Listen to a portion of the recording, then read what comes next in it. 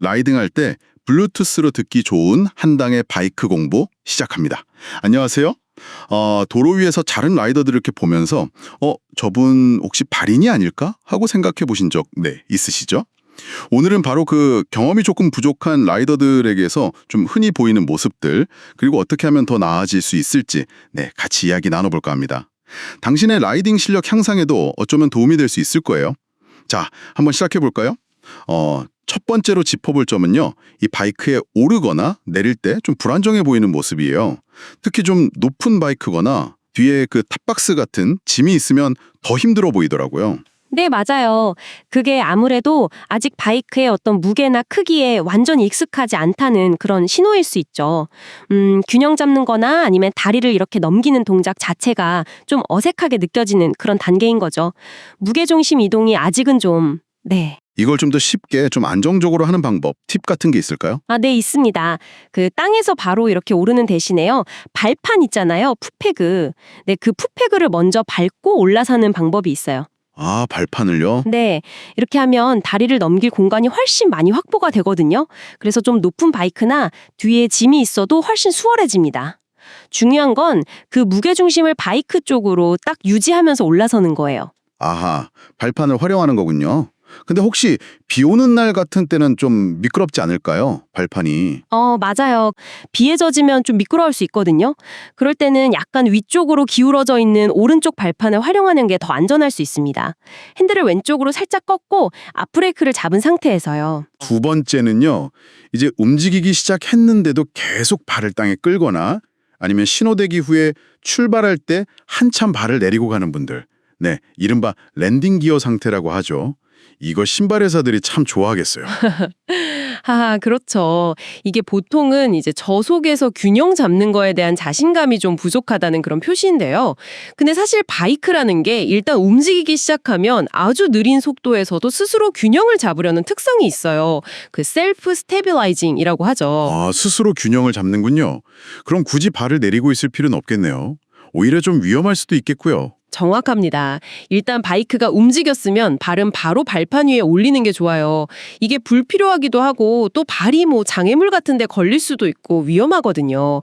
보기에도 썩 좋진 않고요. 그렇죠. 만약에 저속 주행이 좀 불안하다 싶으시면 안전한 곳, 공터 같은 데서 스로틀하고 클러치 그리고 특히 뒷브레이크를 좀 섬세하게 조작하는 연습을 해보시면 좋습니다. 아주 천천히 안정적으로 움직이는 그 감각을 익히는 게 중요해요. 네.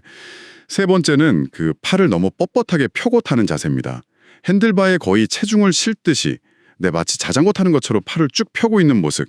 이것도 좀 개선이 필요해 보이죠. 네, 그 자세는 여러 가지 이유로 좋지 않아요. 첫째는 팔이 뻣뻣하면 바이크가 스스로 이렇게 방향을 잡으려고 미세하게 움직이는 거 있잖아요. 그 셀프 스티어링이라고 하는데 이걸 방해해요. 그래서 오히려 주행이 더 불안정해질 수 있습니다. 아, 오히려요? 네. 핸들이 자연스럽게 움직여야 하는데 그걸 막는 거죠.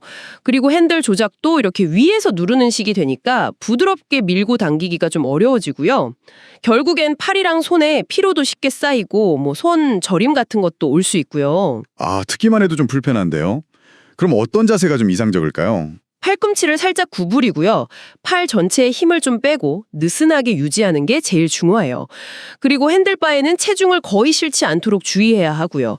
필요하다면 상체를 약간 앞으로 숙여서 연료 탱크에 조금 더 가깝게 앉는 것도 도움이 될 수 있습니다. 아, 힘을 빼는 게 중요하군요. 네, 이렇게 하면 핸들 조작이 훨씬 부드러워지고 어떤 상황에서도 바이크를 좀 더 민첩하게 다룰 수 있게 돼요. 네 번째는 앞브레이크 사용을 좀 극도로 꺼리는 경향입니다.